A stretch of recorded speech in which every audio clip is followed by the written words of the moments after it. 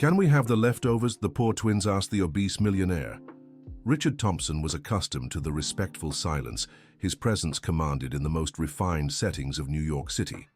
His fortune had been built over 3 decades in the construction industry, and now at 52 he enjoyed the fruits of his hard work.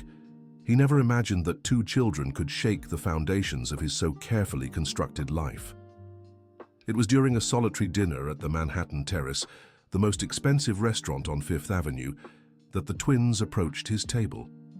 The boy, who looked about 10, held his twin sister's hand firmly, both dressed in simple, clean, but visibly patched clothes.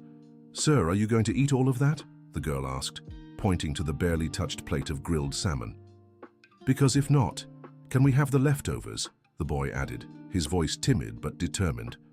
The silence that fell over the main dining room was sharp. Other diners turned their heads toward the table, some with disapproval, others with morbid curiosity. Richard felt the weight of all eyes on him, but something about the children's demeanor intrigued him. There was no desperation in their eyes, just quiet hope. "How did you get in here?" Richard asked, lowering his voice to avoid drawing more attention. "Through the back door," the girl replied disarmingly. "The kitchen lady is friends with our mom. She said sometimes there's leftover food." Richard studied them more closely. The boy had straight brown hair, unevenly cut, likely by his mother. The girl wore a ponytail tied with a plain elastic, her brown eyes revealing a maturity beyond her years. Both carried small, worn-out school backpacks. "What are your names?" he asked, nudging the plate slightly toward them. "I'm Ethan," the boy said, squeezing his sister's hand tighter. "And I'm Olivia," the girl added. "Our mum's name is Jennifer." Dear listener, if you're enjoying the story, don't forget to like and especially subscribe to the channel. It really helps those of us just starting out. Now, back to the story. Richard discreetly signaled the waiter and ordered 2 children's meals. The twins' reaction was immediate. Their eyes lit up, but quickly filled with worry. "We don't have money to pay," Olivia whispered, nervously fidgeting with her backpack strap. "I'll pay," Richard said, surprising himself with his own spontaneous generosity. As they waited for the food, Richard began asking questions. He learned they lived in the South Bronx on the city's outskirts. Their mother worked as a cleaner in a downtown office building, leaving home at 5 in the morning and not returning until midnight. "Who takes care of you during the day?" Richard asked. "We take care of ourselves," Ethan answered proudly. "Olivia knows how to make pasta and I can do laundry." "But shouldn't you be in school?" "No class today," Olivia explained. "The teacher got sick and they sent everyone home early." Richard felt an odd pang in his chest.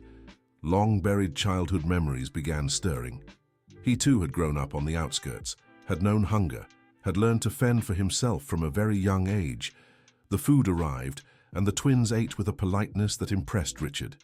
They didn't devour it as he expected, but savored each bite, whispering to each other and thanking him every few minutes.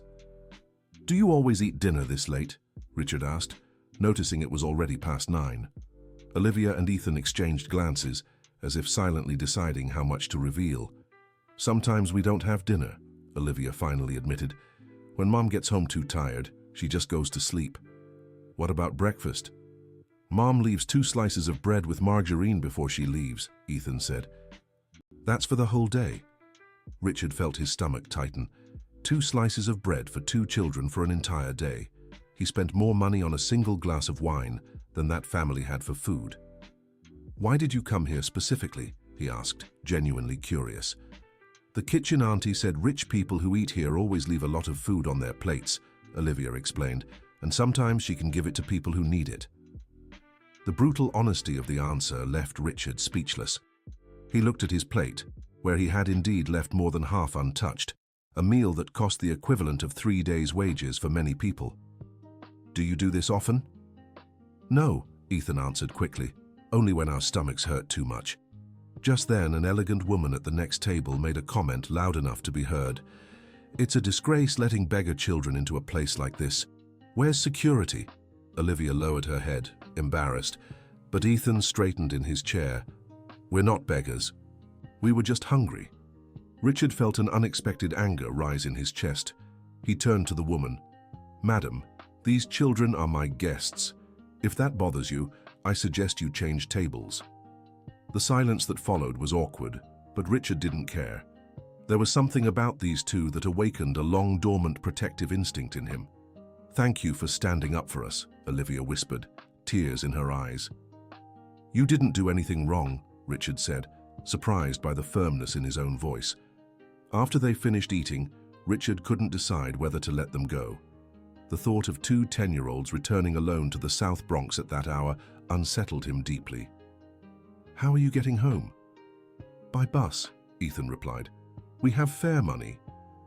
"It's a long way from here to the South Bronx." "We're used to it," Olivia said. "Sometimes we come downtown with Mom on weekends when she goes to the farmer's market." Richard made an impulsive decision. "I'll drive you home." The twins exchanged glances again, clearly torn between gratitude and the caution their mother had surely taught them about accepting rides from strangers. "Our mom said never to get in a car with people we don't know," Olivia said diplomatically. "Your mom is right," Richard agreed, "but I can call you a cab if you'd prefer." After a brief whispered discussion, they accepted the offer. While waiting for the cab outside the restaurant, Richard took the chance to observe them more closely. There was a special connection between them, a bond deeper than blood. They seemed like two halves of a whole, protecting and caring for each other. "Can I ask you something?" Richard said, kneeling to their height. They nodded. "Why did you trust me?" Olivia smiled shyly. "You have sad eyes, just like our mum. People with sad eyes are usually good." The words hit Richard like a punch to the gut. Sad eyes. When was the last time someone had truly looked into his eyes and seen something beyond his money? The cab arrived, and Richard gave them enough for the fare, and then some. Before leaving, Olivia ran back to him. "Thank you for dinner, you're a good person." Then she did something no one had done for Richard in years, gave him a quick but sincere hug before running back to the cab. Richard stood still on the sidewalk, watching the car disappear into the lights of the New York City night. For the first time in a long while, he wasn't sure what he was feeling. There was a mix of satisfaction, melancholy, and something he couldn't quite name. That night in his 3,000-square-foot penthouse on the Upper East Side, Richard couldn't sleep. The twins' words echoed in his mind. 2 slices of bread for the whole day. A stomach aching from hunger. Sad eyes. He got up and went to the window overlooking the city. Down below, millions of people slept, many of them facing hardships he had chosen to ignore for years. When had he become so detached from the reality most people lived? Richard remembered his own childhood in East Harlem. His mother, Mrs. Martinez, had also worked as a cleaner, leaving home before sunrise and returning with the moon already high in the sky. He and his 2 younger brothers had learned early on to fend for themselves, to share what little they had, to never waste food. How had he forgotten all that? When had success erased his memories of humanity? The next morning, Richard arrived at the office with a determination he hadn't felt in years. He called his assistant, Barbara, a woman in her 60s who had worked with him for over a decade. "Barbara, I need you to do some research for me. I want to know about the outsourced employees who provide services for our company, specifically the cleaning crews. Is there a particular issue, Mr. Thompson?" "No, just curiosity. I want reports on wages, working conditions, benefits, everything you can find." Barbara seemed surprised by the unusual request, but agreed to gather the information. As he waited, Richard tried to focus on his usual work, but his mind kept drifting back to Olivia and Ethan. Had they made it home safely? Had their mother been worried about them being late? Had they eaten breakfast that morning? Around 2 in the afternoon, Barbara knocked on his door, holding a thick folder. "The information you asked for," she said, placing the documents on his desk. "I must say I was a little surprised by some of the findings." Richard opened the folder and began reading. With each page, his expression grew darker. The wages were minimal, the benefits practically non-existent. Many of the employees worked 2 or 3 jobs just to support their families. "How long has our company been using this outsourcing model?" he asked. "About 5 years. It was a cost-cutting measure implemented after the economic crisis." Richard kept reading. Over 200 families depended indirectly on his company to survive, yet he had never stopped to consider their actual living conditions. "Barbara, I want you to schedule a meeting with the cleaning company's representatives. Tomorrow, if possible. May I ask why? We're renegotiating the contract. That afternoon, Richard made another impulsive decision. He asked his driver, Mr. Wilson, to take him back to the Manhattan Terrace. He wanted to speak to the kitchen worker who had helped the twins. At the restaurant, he asked to speak to the manager, explaining that he wanted to personally thank one of the employees. After some insistence, he was led to the kitchen, where he found Destiny, a black woman in her early 40s, with a warm smile and hands calloused from work. "Are you the man who helped Olivia and Ethan yesterday?" she asked as soon as Richard introduced himself. "Do you know them well?" "I've known Jennifer, their mother, for about 2 years. She works in the same building as my sister. She's a fighter, you know, raising those two alone ever since their father walked out." Richard felt another pang in his chest. An absent father. Another point in common with his own story. "Destiny, can I ask you a personal question? How often do the children come here?" "Well, sir." She hesitated, as if unsure whether to answer. "You can tell me. I won't cause trouble for anyone. About 2 or 3 times a month, only when things get really tough. Jennifer doesn't know they come here. She'd be ashamed." "And are you always able to help?" "When I can, yes. But sometimes there's nothing left, you know? And I can't always do it, or I might lose my job." Richard thanked Destiny and left a generous tip, but his mind was already working on other possibilities. He wanted to do more, but wasn't sure exactly what. On the way back home, he asked Mr. Wilson to take a detour through South Bronx. He wanted to see for himself where Olivia and Ethan lived. The contrast between his upscale neighborhood and the outskirts was stark. Simple houses, unpaved streets, children playing outside with makeshift toys. Richard observed everything through the car window, feeling like an intruder in a world that had once been his. "Mr. Wilson, when was the last time you came here?" "Here specifically? Never, boss. But I was born in Jamaica, Queens, nearby. I still have family around these parts." "What was your childhood like?" Mr. Wilson, surprised by the personal question, thought for a few seconds before answering. "Tough, boss. But we had a community, you know. Everyone helped each other. If a child was hungry, any neighbor would give them a plate of food. Less money, but more solidarity." The driver's words echoed in Richard's mind for the rest of the week. Less money, more solidarity. When had he lost that in his own life? Dear listener, if you're enjoying the story, take a moment to like and especially subscribe to the channel. It helps us a lot as we're just starting out. Now, continuing. The following Thursday, Richard was in his office reviewing contracts when Barbara announced an unexpected visitor in the reception area. "There are 2 children, Mr. Thompson. They say their names are Olivia and Ethan, and that you know them." Richard felt his heart race. He asked Barbara to bring them to his office immediately. The twins entered shyly, clearly awed by the luxurious surroundings. They wore the same clothes as the week before, but now it was more evident that they were clean, but patched in several places. "How did you get my address?" Richard asked, offering them chairs. "Aunt Destiny at the restaurant said you'd asked about us," Olivia explained. "She asked her sister, who works here in the building as a cleaner, and got the name of your company. Did something happen? Are you both okay?" Ethan shifted uncomfortably in his chair before answering. "Our mother found out we went to the restaurant, and she was angry?" "Very," Olivia admitted, lowering her head. "She said we can't go around asking strangers for food, that it's dangerous and that it shames her." Richard felt a pang of guilt. Of course, a responsible mother would worry knowing her children were accepting help from strangers. "Does she know you came here today?" "No," Ethan said quickly. "She's at work, but we came to return this." Olivia pulled a small crumpled envelope from her backpack and handed it to Richard. "What's this?" "The money you gave us for the cab," Olivia explained. "Our mother said we can't owe anyone anything." Richard opened the envelope and found a few crumpled bills and some coins. It was less than half of what he'd given them for the ride, but it was clearly a sacrifice for that family. "You don't owe me anything," said Richard, trying to return the money. "Our mother said we do," insisted Ethan. "She worked extra hours over the weekend to get this money."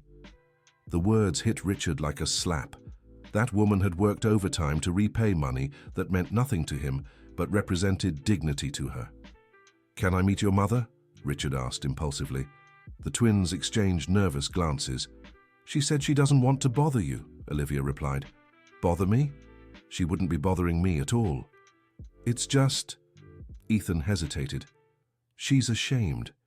She thinks you must see her as a bad mother for not being able to feed her kids properly." Richard felt his heart break. How could that woman think she was a bad mother? On the contrary, she had raised two polite, honest, and caring children under extremely difficult circumstances. "Where exactly does your mother work?" "At the Hudson Tower," Olivia answered. "She cleans the offices at night." Richard knew the building. It was one of the most modern in the area, housing several important companies. Ironically, it was just 3 blocks from his own office. "What are her hours?" 7 at night to 5 in the morning, Ethan said. 6 days a week. 10 hours a night, 6 days a week. Richard did the math quickly. 60 hours of hard labor each week, likely earning little more than minimum wage. "And on Sundays?" "On Sundays she stays with us," Olivia said, smiling for the first time since they'd arrived. "We go to the park or sometimes to Aunt Patricia's church." Richard made a decision. "Listen, I'd really like to talk to your mother, not to cause trouble, but to apologize. I never meant for you two to get into trouble because of me." The twins whispered to each other for a few minutes before Olivia responded, "We can ask her, but we don't know if she'll agree." Richard wrote his phone number on a piece of paper and handed it to Olivia. "Tell her I'd like to talk whenever she feels comfortable. And please keep this money. Consider it a gift." "Our mother said we can't accept gifts," Ethan said, pushing the envelope back. "Then consider it a loan with no due date," Richard said, smiling. The twins laughed, and for the first time Richard saw them as normal kids, free from the weight of survival. After they left, Richard sat pensively in his office.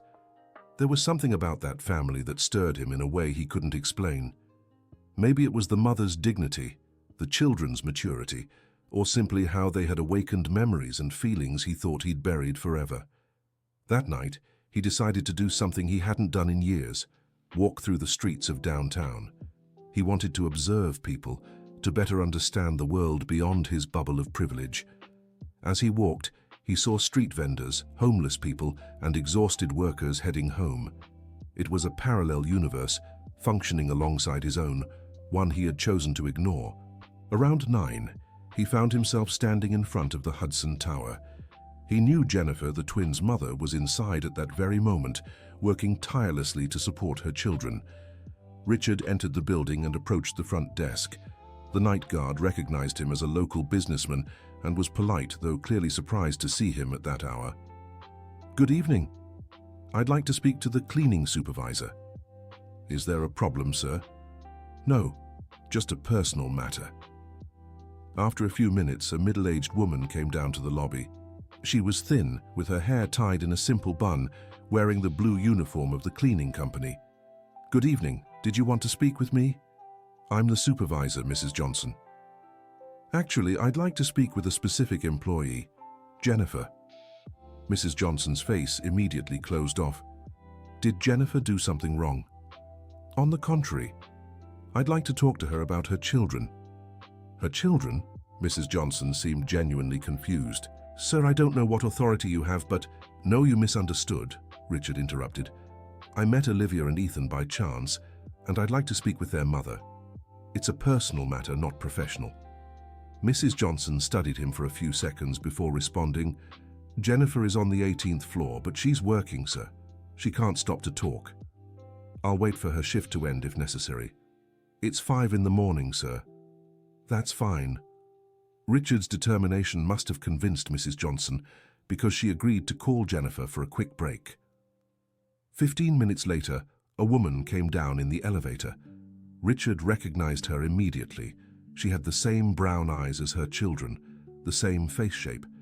She was thin and looked tired, but held herself with dignity, even in her work uniform. "Are you Jennifer?" Richard asked, extending his hand. She hesitated before shaking it, clearly uncomfortable. "Yes, sir." "Mrs. Johnson said you wanted to talk to me about my children. Did they do something?" Would you like to sit? Richard gestured to the reception sofas.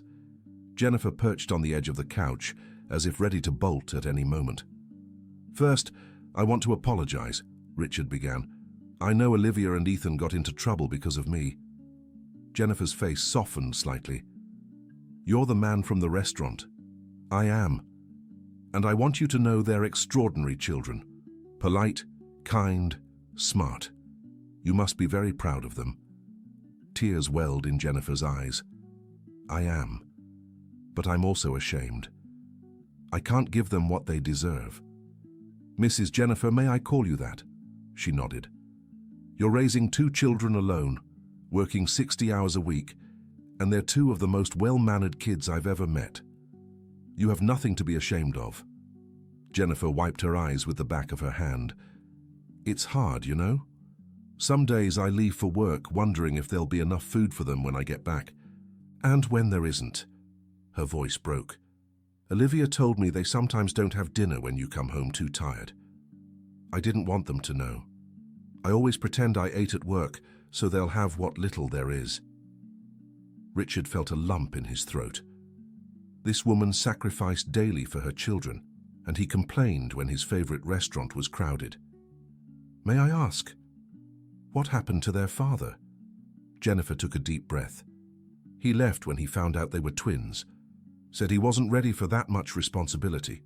Never heard from him again. How long ago? 8 years. Olivia and Ethan were 2. Richard did the math quickly. She'd been raising them alone for 8 years, since they were babies. This woman's strength was astonishing. Jennifer, can I make a proposal? She eyed him warily. What kind of proposal? I'd like to help your family. Not as charity, but as... He hesitated, searching for the right words. As someone who cares. Sir, I appreciate your generosity, but I can't accept charity. What if it wasn't charity? What if it was a job? What kind of job? Richard hadn't thought through the details yet, but the words left his mouth before he could filter them. I need someone to organize my home, cook, clean, take care of the laundry. And it could be a formal job, fair wages, benefits, everything. Jennifer studied him for a long moment. Why would you do that? It was a simple question, but the answer was complicated. Because Olivia and Ethan had awakened something in him he thought was lost forever. Because Jennifer represented everything he'd forgotten about dignity and sacrifice. Because he needed that purpose as much as they needed the help. Because your children reminded me of who I used to be, Richard said, with the honesty that surprised even him. Jennifer stayed silent for several minutes. Richard could see the thoughts racing through her mind, the natural suspicion, the hope, the fear that it was too good to be true. I'd need to think about it, she finally said. Of course. Take all the time you need. Richard pulled a card from his pocket and wrote his personal number on the back. When you decide, you can call me anytime. Jennifer took the card and carefully tucked it into her uniform pocket. Can I ask you something? Anything. Why were you alone in that expensive restaurant? A man like you must have family, friends. The question hit Richard hard. He'd built a financial empire, but lost all meaningful human connections along the way. Because I forgot how to build relationships that didn't involve money, he admitted. Jennifer nodded as if she understood perfectly. Sometimes we lose important things while chasing others. They talked for a few more minutes before Jennifer had to return to work. Richard left the building with a strange feeling in his chest. For the first time in years, he'd done something that had nothing to do with profit or personal gain. For the rest of the week, he anxiously waited for Jennifer's call. He rearranged his schedule, prepared arguments, even spoke to a few labor lawyers to better understand how to formalize a fair hiring. The call came on Friday evening. Hello, Mr. Thompson. It's Jennifer. Jennifer, how are you? Good, thank you. Sir, I talked to my kids about your offer. And what did they say? Olivia said you have sad eyes and need a family to take care of you. Ethan said you seem lonely and that it'd be nice if we could help. Richard smiled. Even in a situation where they'd be the ones receiving help, the kids thought about how they could give back. And you? What did you decide? I accept, but with a few conditions. Go on. I want a formal contract, with all labor rights. I don't want this to feel like charity. And if at any point you regret it, I want you to let me know in advance so I can look for another job. I agree to everything. Anything else? My kids. They're alone after school until I get home from work. If I'm working at your place, I need to be able to bring them with me sometimes. Jennifer, your new home has 4 bedrooms. Olivia and Ethan can have whichever room they want. There was silence on the other end for so long that Richard thought the call had dropped. Jennifer, you there? I'm here. Her voice was choked up. Sorry, it's been a long time since someone referred to where we'd live as our home. Dear listener, if you're enjoying the story, don't forget to like and especially subscribe to the channel. It helps us a lot as we're just starting out. Now, continuing. The following Saturday, Richard went in person to the South Bronx to help Jennifer and the twins with the move. What he saw when he arrived at the address she'd given him left him shocked. The house where they lived was actually a small room in the back of a larger home. It couldn't have been more than 200 square feet, with no windows, just a small skylight that let in a bit of natural light. Jennifer greeted them with obvious embarrassment. Sorry for the mess, it's not much, but it's our home. Richard looked around. There was a single bed where all 3 clearly slept together, a 2-burner stove on an improvised table, and a small old television. Their clothes were neatly hung on a rack made of PVC pipes. But what caught his attention most were the drawings taped to the wall. Dozens of drawings made by the twins, colorful landscapes, smiling families, houses with flower-filled gardens. They were dreams transformed into children's art. These drawings are beautiful, Richard remarked. Olivia and Ethan love to draw, Jennifer said, pride in her voice. They're always making up stories about the families they draw. Ethan walked up to a specific drawing. This one is the 3 of us when we get a house with a backyard. Mom will have a vegetable garden, and Olivia and I will have bikes. Richard felt his chest tighten again. These children dreamed of such simple things: a backyard, a garden, bicycles. And this one? He asked, pointing to another drawing. That's our dad, Olivia said simply. We draw him sometimes to remember what he looked like. Richard studied the drawing. A smiling man standing beside a woman and 2 small children. It was clearly idealized, a romanticized version of memories the children barely recalled. Do you miss him? Sometimes, Ethan admitted. But we have Mom, and she's worth 2 dads. Jennifer smiled and kissed the top of her son's head. And you 2 are each worth 2 kids. Richard helped pack up the family's few belongings.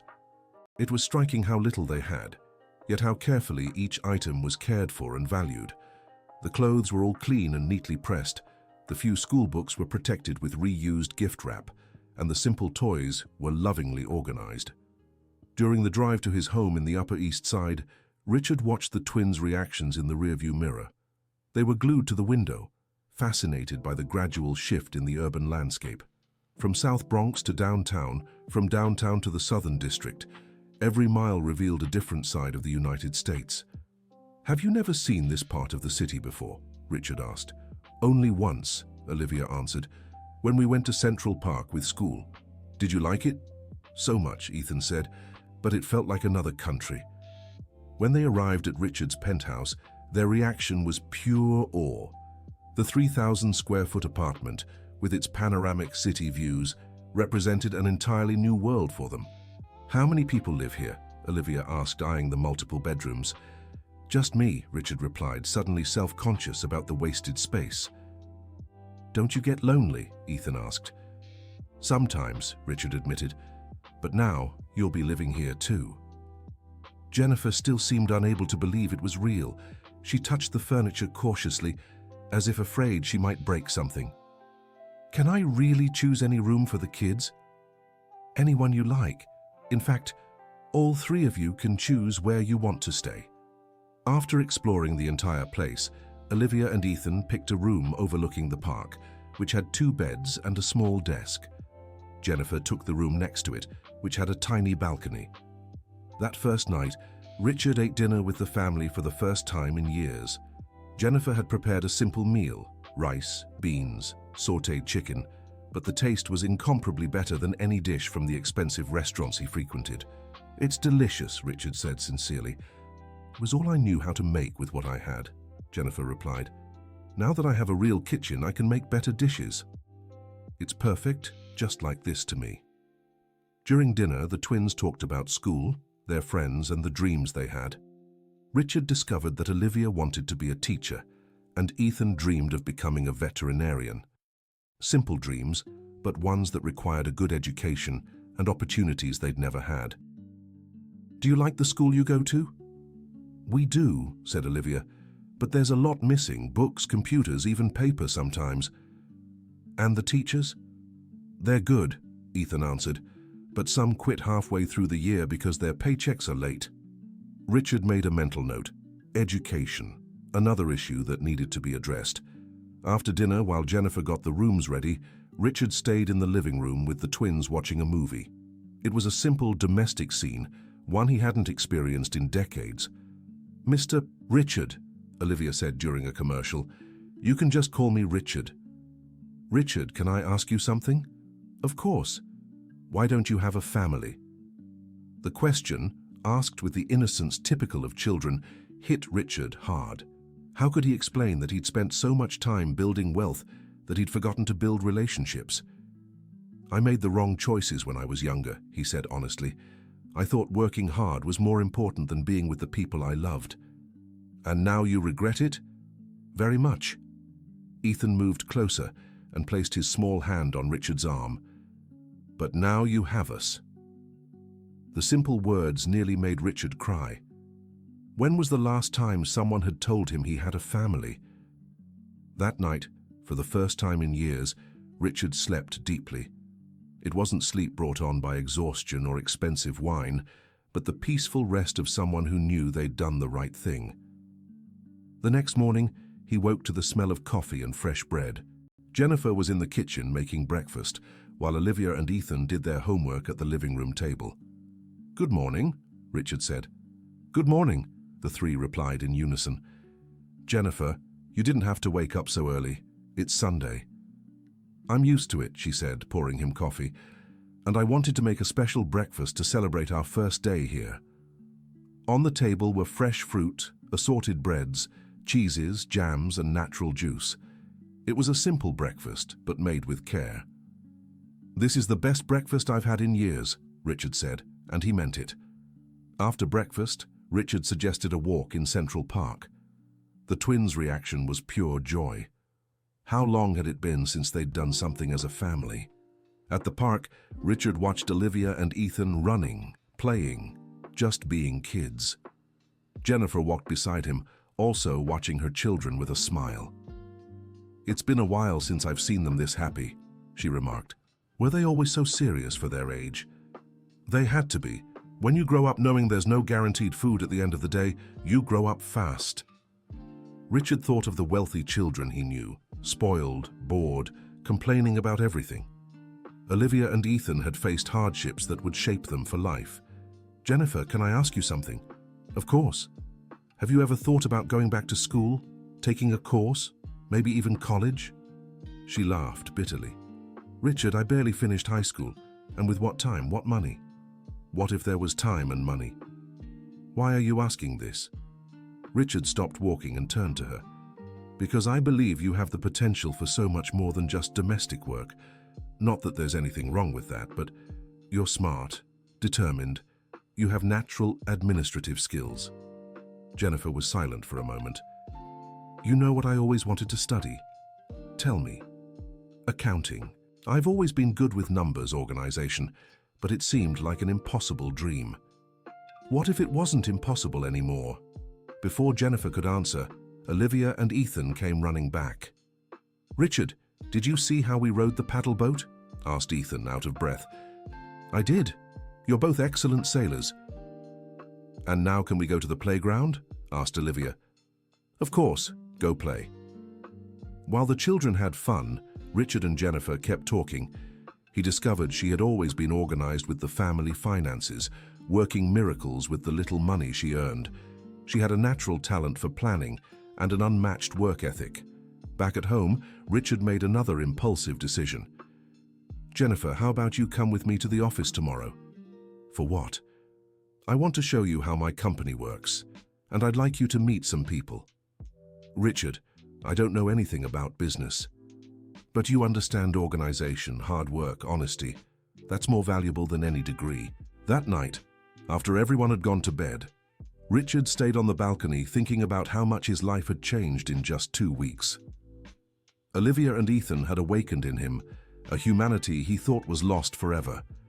Jennifer was showing him there were values more important than money. For the first time in decades, he felt part of something bigger than his own interests.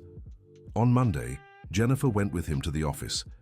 Richard introduced her to Barbara as a home organization consultant considering expanding into the corporate world. Throughout the day, Jennifer quietly observed how the company operated. Richard noticed she asked smart questions and quickly grasped the business dynamics. "What did you think?" he asked during lunch. "It's fascinating, but also..." She hesitated. "Go on." "It seems like people work hard, but they don't seem happy." The observation was sharp. Richard looked around the restaurant where they were eating, seeing stressed executives glued to their phones, discussing business even during the meal. "You're right. I was exactly like that until a few weeks ago." "What changed?" "The three of you. You reminded me that work is a means, not an end." That afternoon, Richard called a meeting with his HR team. He wanted to implement changes in the company, better conditions for outsourced employees, a scholarship program, and on-site daycare. "Mr. Thompson," said the HR director, "these changes will have a significant impact on the budget and an even bigger impact on people's lives. I want feasibility reports on my desk by the end of the week." Over the following weeks, Richard saw the transformation, not just in his own life, but in Olivia, Ethan, and Jennifer's lives too. The children were happier, more talkative. Jennifer was gaining confidence, contributing ideas to improve the household, and even suggesting ways to streamline some company processes. A month after the move, Richard got a surprise. He came home and found Jennifer studying at the living room table, surrounded by books and notes. "What's all this?" "I enrolled in an accounting certificate course," she said with a shy smile. "It's at night, 3 times a week. I hope you don't mind watching the kids on those evenings." "Jennifer, of course I don't mind. On the contrary, I'm proud of you." Olivia and Ethan appeared in the room. "Richard, did you know our mom is really smart?" said Olivia. "I sure did. And you two will be just as smart." "My teacher said I have potential in medicine," Ethan commented. "And I want to study education," added Olivia. Richard smiled. Those children now had not just dreams, but real prospects of achieving them. 3 months later, Richard made another decision that surprised everyone, including himself. He decided to sell part of his company to a group of investors and use the money to create a foundation focused on education and social assistance. "Why are you doing this?" Jennifer asked when he shared his plans. "Because I realized my wealth only makes sense if it can help others have the opportunities Olivia and Ethan deserve." The Richard Thompson Foundation was created to offer scholarships, school meal programs, and job training for families in vulnerable situations. Jennifer, who was excelling in her accounting course, was invited to join the administrative team. "Are you sure I can do this?" she asked, uncertain. "Jennifer, you managed a family on minimal resources for years. If you can do that, you can manage any budget." The foundation's first initiative was renovating the school Olivia and Ethan attended. Richard made sure they were part of every decision, from choosing wall colors to selecting library equipment. "You know better than anyone what a school needs," he said. On the day of the school's reopening, Richard sat in the audience watching Olivia and Ethan cut the ribbon alongside other students. It was a symbolic moment. Children who had known hunger were now inaugurating a space of hope and opportunity. During his speech, Richard looked at the crowd and saw hundreds of families who, like Jennifer, fought daily to give their children dignity. He saw children who, like Olivia and Ethan, had dreams bigger than their circumstances. "This school isn't just a renovated building," he said. "It's a symbol that every child deserves the chance to dream big and have the means to achieve those dreams." After the ceremony, an elderly woman approached Richard. "Sir, my grandson goes here. I wanted to thank you for everything you're doing. No need to thank me, I'm the one who should be grateful. Grateful for what? Richard looked around, saw Olivia and Ethan playing with other kids, Jennifer chatting animatedly with other parents, the school full of life and possibilities. For reminding me that true wealth isn't in what we accumulate, but in what we share. 6 months later, the foundation had already helped over 1,000 families. Jennifer graduated in accounting and took over as financial coordinator. Olivia and Ethan were among the top students in their classes, competing in math Olympiads and science projects. Richard, meanwhile, discovered a professional fulfillment he'd never experienced before. Every scholarship awarded, every family lifted out of poverty, every small victory meant more than all the million-dollar contracts he'd signed in his business career. One evening, as they dined together like they had every night for months, Olivia asked, "Richard, do you regret meeting us?" "Why would you ask that?" "Because your life was simpler before. Now you have to worry about us, the foundation, so many people." Richard set down his fork and looked at all three of them. "Olivia, you three saved me." "How?" Ethan asked. "I was becoming an empty, selfish person with no purpose. You showed me who I really am, or at least who I can be." Jennifer smiled. "And you showed us there are good people in the world, people who truly care." "We're a strange family," Olivia said, laughing. "The best family I could have," Richard replied. Ethan stood up and hugged Richard. "Can I call you Dad?" The question caught Richard completely off guard. Tears began to roll down his face before he could stop them. "Can I call you son?" "You can," Ethan replied, tightening the hug. Olivia joined the embrace. "And can I be your daughter?" "Nothing would make me happier." Jennifer watched the scene with tears in her eyes. Richard extended his arm to her. "And you? Do you want to be my family too?" She hesitated for just a second before joining the group hug. That night, Richard reflected on the extraordinary journey that had begun with 2 children asking for leftovers at a restaurant. He had gained a family, found a purpose, and rediscovered his humanity. Most importantly, he had learned that true wealth isn't measured in bank balances, but in the ability to make a difference in people's lives. And in that regard, he finally considered himself a truly rich man. 2 years later, Richard sat in the audience at Olivia and Ethan's high school graduation.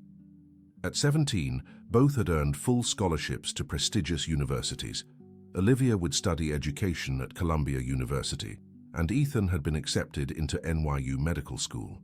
During the graduation speech, Olivia was chosen to represent her class. "Many of us come from families who never dreamed of higher education," she said, her voice steady at the microphone. "But we've learned that it doesn't matter where we come from, only where we're going. And we're going far." Richard's chest swelled with pride.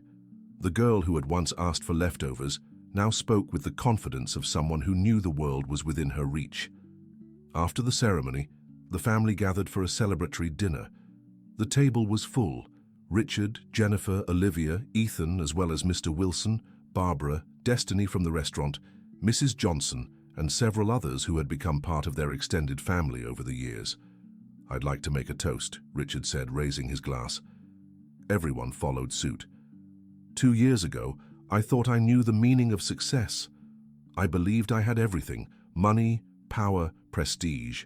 But I was completely wrong." He looked at Olivia and Ethan. "True success is seeing 2 children who could have given up on their dreams become young adults, ready to change the world." He turned to Jennifer. "It's watching a woman who never stopped fighting finally receive the recognition she always deserved." Then he looked around the table. "And it's discovering that family isn't just about blood. It's about choice, care, and showing up for the important moments. So here's my toast, to the day 2 brave children approached a lonely man and changed 3 lives forever." "Cheers," everyone replied in unison. Later that night, after everyone had left, Richard, Jennifer, Olivia, and Ethan stood on the balcony, looking out at the city. "Where do you think we'll be in 5 years?" Jennifer asked. "Olivia will have graduated and probably be teaching already," Richard said. "Ethan will be finishing med school," Olivia added. "What about you, Richard?" Ethan asked. Richard thought for a moment. I'll be right here, part of this wonderful family, proud of all three of you. And I'll be overseeing the foundation's expansion to other states, Jennifer said. We're already getting requests from New York City, Los Angeles, Chicago. Does that mean we'll help even more families? Olivia asked. It means we'll spread what we've learned, that every child deserves the chance to dream and make those dreams come true, Richard replied. 3 years later, the Richard Thompson Foundation was operating in 12 states. Olivia had graduated with her degree in education and was pursuing a master's in inclusive learning. Ethan was in his 4th year of medical school, specializing in pediatrics. Jennifer had become one of the most respected administrators in the non-profit sector, speaking at national conferences about NGO management, and was finishing a postgraduate degree in public administration. Richard, at 58, had found his true calling as a philanthropist. Not the superficial kind of philanthropy where the wealthy donate just for media attention, but the real work of social transformation. One Saturday morning, he was in the foundation's office reviewing reports when Jennifer walked in with a serious expression. "I need to talk to you about something important." "What is it? Did something happen to Olivia or Ethan?" "No, it's not about them. It's about us." Richard felt his heart race. Over the past few years, his relationship with Jennifer had naturally evolved from boss and employee to family, and recently to something neither of them had yet put into words. "Richard, you know I love you, don't you?" The statement, as direct and honest as everything Jennifer did, left Richard momentarily speechless. I love you too, Jennifer. Then why have we never talked about this?" Richard stood up and moved closer to her. "Because I was afraid of ruining what we've built. You three are the most important family I've ever had. I didn't want to risk losing that." "Richard, you'll never lose us. Olivia and Ethan adore you, and I..." She hesitated. "I can't imagine my life without you anymore." They kissed for the first time there, in the foundation's office, surrounded by projects that represented hope for thousands of families. It was a tender kiss, filled with years of companionship and affection. "Marry me?" Richard asked, surprising even himself with his spontaneity. Jennifer laughed. "Don't you think we've lived together long enough to skip straight to marriage?" "So is that a yes?" "I've been saying yes for years. I was just waiting for you to notice." Richard and Jennifer's wedding was a simple ceremony held in the terrace garden, attended by family, friends, and beneficiaries of the foundation. Olivia was the maid of honor, Ethan was the best man, and Mr. Wilson walked the bride down the aisle. During the vows, Richard said, "Jennifer, you taught me that love isn't about grand romantic gestures, but about showing up every day, building together, and never giving up on each other. I promise to be the partner you've already been to me for so long." Jennifer replied, "Richard, you gave me the chance to dream again, not just for myself, but for my children. You turned our family of 3 into a family of 4, and now I promise we'll keep growing together, building a better future for us and for all the families we'll still help." 5 years after the wedding, Olivia was the educational director of a model school created by the foundation. Ethan had graduated from medical school and was completing his residency in pediatrics at the Metropolitan Medical Center. Richard and Jennifer were celebrating their 60th and 45th birthdays, respectively, when they received a call that would change their lives once again. "It's the National Adoption Council," Jennifer said, covering the phone. "They have an urgent situation." The situation was a pair of siblings, 8 and 10 years old, who had lost their parents in an accident and had no other relatives. The authorities were looking for an experienced foster family. "What do you think?" Richard asked Olivia and Ethan that evening. "I think our family has always been about giving opportunities to those in need," said Olivia. "And I think William and Charlotte deserve the same chance we had," Ethan added. William and Charlotte joined the family a week later, shy and traumatized, but with the same eyes full of potential that Richard had seen in Olivia and Ethan years before. "Welcome to the family," said Richard, kneeling to be at their level. "You're going to love it here," added Olivia. "Richard makes the best Sunday breakfast in the world. And Jennifer tells the best bedtime stories," Ethan chimed in. 10 years after the first time Olivia and Ethan had asked for leftovers at a restaurant, Richard was in the audience at Ethan's medical school graduation.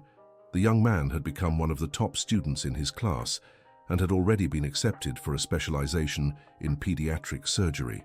During his graduation speech, Ethan dedicated his achievement to the family who taught me that it doesn't matter where we're born, but what we do with the opportunities we're given. Olivia, now a doctor of education, had become the city's education secretary and was implementing programs based on the Richard Thompson Foundation model across the public school system. William and Sophia, now 18 and 20, were preparing for college. William wanted to study civil engineering to build better homes for families like ours, and Sophia dreamed of studying law to defend children who need a second chance. At Ethan's graduation party, Richard looked around and saw the family he had built. Jennifer, now 50, more beautiful than ever, coordinating the foundation's international expansion. Olivia, fulfilled in her career and about to marry a fellow educator. Ethan, ready to save lives as a doctor. William and Sophia, full of dreams and determination. "What are you thinking about?" Jennifer asked, walking up to him. "I'm thinking that if someone had told me 15 years ago I'd be this happy today, I wouldn't have believed them." "And why not?" "Because I thought happiness was bought with money. I didn't know it was earned with love." Jennifer smiled and took his hand. "Want to know a secret?" "What?" "Olivia told me that on that first night at the restaurant, she and Ethan weren't just asking for food. They were looking for you." "What do you mean?" "They'd heard other kids at school talking about wealthy men who sometimes helped poor families. They decided to try their luck. You were the first well-dressed man they found alone." Richard fell silent for a moment, processing the information. "You mean that you were meant to find each other? They were looking for hope, and you were looking for purpose. It worked out for everyone." 15 years later, I still get emotional thinking about that night. Me too. And I wonder how many other kids are out there right now waiting for someone to care. That's why the Foundation's work is so important. Exactly. Every family we help could have a story like ours. 2 years later, at Richard's 65th birthday party, Olivia made a special announcement. "I have a surprise for everyone. Richard, you're going to be a grandfather." The reaction was pure joy. Richard hugged Olivia with tears in his eyes. "A grandson or a granddaughter? We don't know yet, but we do know they'll grow up in a family full of love." Ethan stepped forward. "And I'll be the most protective doctor uncle in the world." William and Sophia joined the hug. "And we'll be the funniest aunts and uncles." Jennifer watched the scene with a full heart. That family, which had started with a simple question about leftovers, was now preparing for the next generation. 9 months later, Charlotte was born. When Richard held his granddaughter for the first time, he felt his life had come full circle. From a lonely man dining alone in expensive restaurants, he had become the patriarch of a loving family and the grandfather of a girl who would grow up surrounded by opportunities. "She has Olivia's eyes," Jennifer remarked, looking at the baby. "And the mother's determination, I'm sure," Richard added. On Charlotte's first birthday, Richard organized a special celebration. He invited not only the family but also hundreds of children who had been supported by the foundation over the years. During the event, he gave an emotional speech. 17 years ago, 2 brave children taught me that life only has meaning when we live for something greater than ourselves. Today, seeing this little girl grow surrounded by love, knowing there are thousands of other children whose opportunities have been expanded by the work we do together, I can say, my life has been fulfilled." Olivia approached with Charlotte in her arms. "Richard, Charlotte can't speak yet, but I want her to grow up knowing the story of how our family began." "What story will you tell her?" "The story of a man who achieved financial success, but only discovered true success when 2 children had the courage to ask for help." "And what was true success?" "Discovering that we're all connected, that caring for one another is what makes us truly human." Richard looked at Charlotte, who watched him with curious eyes. "Little one, you'll grow up in a better world than the one your Aunt Olivia and Uncle Ethan grew up in. And when you're older, I hope you'll keep making the world better for the next generation." As if understanding her grandfather's words, Charlotte smiled and reached her tiny arms toward him. That night, after all the guests had left, the family gathered on the terrace as they traditionally did on special occasions. "Richard," said Ethan, now a respected pediatric surgeon, "have you ever stopped to count how many lives have been touched because of that meeting in the restaurant?" "I never kept track." "I did some research for the Foundation's presentation next week," said Jennifer. "Directly, we've helped over 50,000 families. Indirectly, counting the projects we've inspired in other cities and countries, the number exceeds 200,000. 200,000 families? Richard was genuinely surprised. "And each family has an average of 3 children, Olivia added. "So over 600,000 children have had their lives improved in some way." William, now an engineer working on affordable housing projects, chimed in, "And many of those children will grow up to help others. It's a cycle that never ends." Sophia, who had graduated in law and worked in child advocacy, added, "The most incredible part is that it all started with a simple act. You didn't turn away when 2 children asked for help." Richard was moved as he realized the magnitude of what they had built. "I always thought I had helped you, but now I understand. You saved me." "We saved each other," Jennifer said, taking his hand. Charlotte, asleep in Olivia's arms, made a soft noise, as if wanting to join the conversation. "She's already planning how to carry on the family legacy," Ethan joked. "Absolutely," Richard agreed. "And when she grows up, she'll understand that family isn't just who you're born with. It's who you choose to love and care for. And that no matter how little or how much we have, we can always make a difference in someone's life," Olivia added.